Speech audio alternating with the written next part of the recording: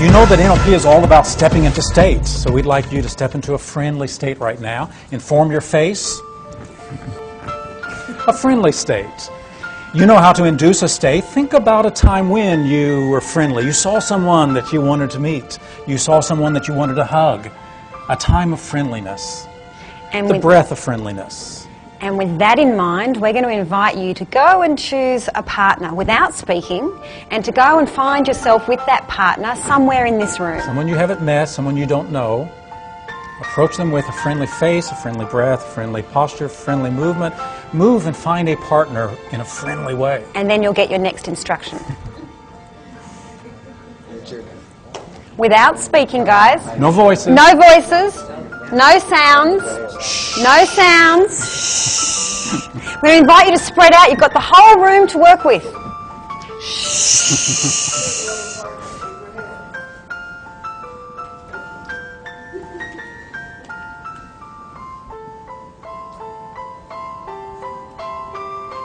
Does everybody have a partner?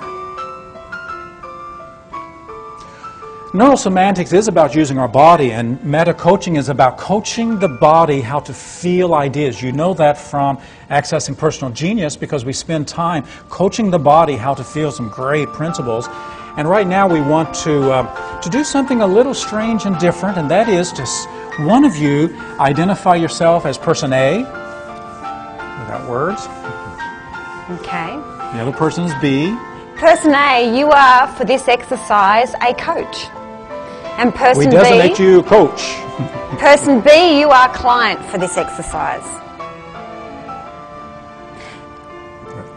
So we're going to invite client B to actually now identify and to go into the state, or to physiologically represent your interference. The thing that you let get in the way. Your interference state. Step into the interference state without a word, without saying anything, and present it to your coach. Present your interference state. Let your body, muscle tension, breath, face, maybe gesture, maybe movement. Present to your coach your interference state. Suppose you met your coach and you presented your interference state without a word, with just your physiology. You presented it. Without sounds, with no speaking.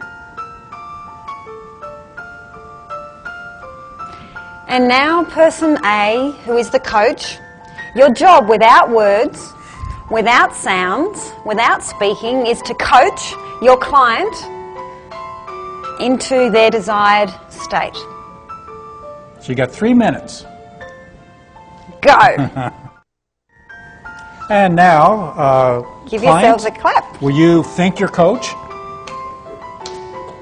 And give yourselves a clap.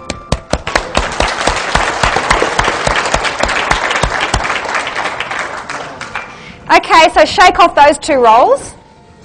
Swap around. Because guess what? Person who was client is now coach. Person who is coach is now client. So the new client, if you will present to your coach, if you'll present to your coach an interference state. So staying with the same partner you're with, just switching roles.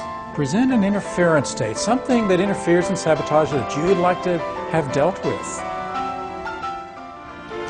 And now, with that being presented, person who is the coach, your job is to now, without words, without sounds as the coach, to coach your client into their desired resourceful state. And as you work with your client, bringing your client to a desired state, to a better state, more resourceful state, maybe a desired state, begin to amplify it, begin to invite them to turn it up so they can have more and more of that more resourceful place.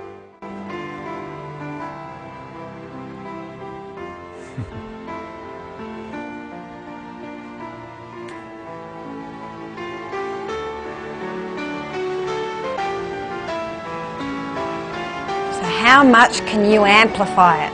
How big can you make it? Coach, what can you do to awaken the fullest expression of this? How are you going to tease it out of them fully? All right, give yourself a hand and return back up here. And if you'll come back up to your seats. When you started, was it really challenging? What do I do? Okay, so just popping up your hand, what were some awarenesses, some learnings that you got out of that exercise? It's like, well, so I was like, whoa, I'm actually not paying attention to this person. So what cued you? What gave you that awareness? I found it really difficult to assess what their desired state would be, and I kind of thought, well, I just kind of went to my own resources about what I wanted to do, and I didn't feel like I was really, eliciting what they were. Okay, so you had to mind read what you might think that desired state to be. To Who else did that?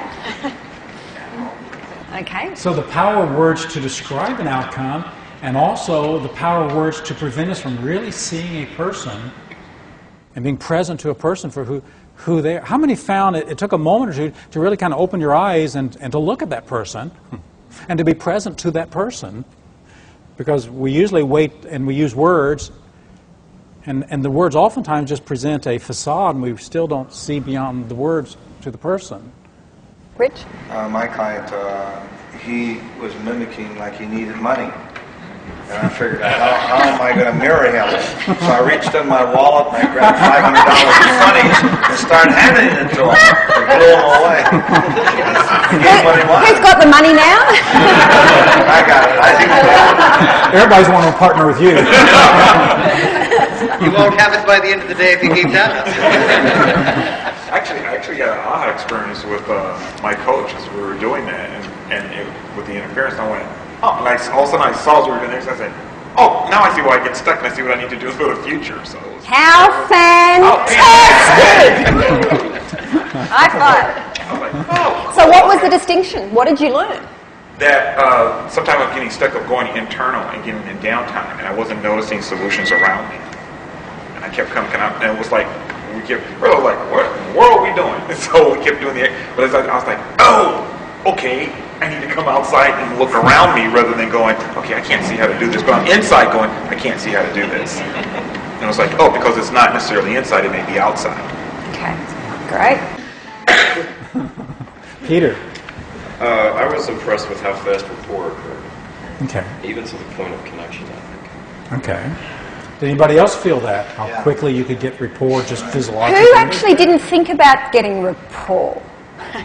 Did you forget about rapport? Did anyone actually not match and mirror and consciously think of getting rapport?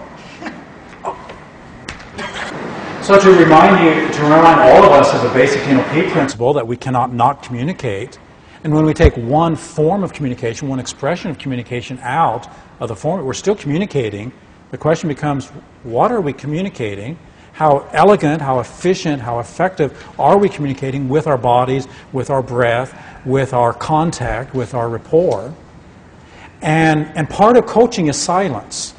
And one of the things we'll be talking about throughout the week, one of the ways I can support you as a coach is that as you're talking, sometimes when you finish talking, instead of me just jumping in and running through the tools I have linguistically, sometimes just being silent and making that eye contact and being present for you and holding the space. Who experienced themselves change state? You as the client, how many people went from the unresourceful state to a resourceful state? Okay. And how many of you who didn't fully get to the new resourceful state? Okay, so pretty much all of you were able to have your states coach without using words. What does that tell you? Okay. In the process with my partner, he was bringing out what a comfortable experience was for me because I'm probably more visual. And I think when she brought out the state, I actually felt like there was a real shift. She started with where I was and she took me off to another place. And she actually surprised me. And that awareness felt really good. We introduced everything with this particular silent exercise because as you're going to add language to it, as you do some coaching sessions throughout this week, you'll still be using your body. And we want to bring that more and more into awareness so that through your body you can do supporting and inducing states because of the energy of our own states and how we lead out on that. And this really is one of the distinctions of neurosemantic coaching, in such that you coach the body. And through coaching the body, as you all experienced, almost all of you, is that you coach the body without using your toolkit of language. And that you're able to have, some of you, quite a significant change. Kat used the words, it was a tingling experience. And there was no language used.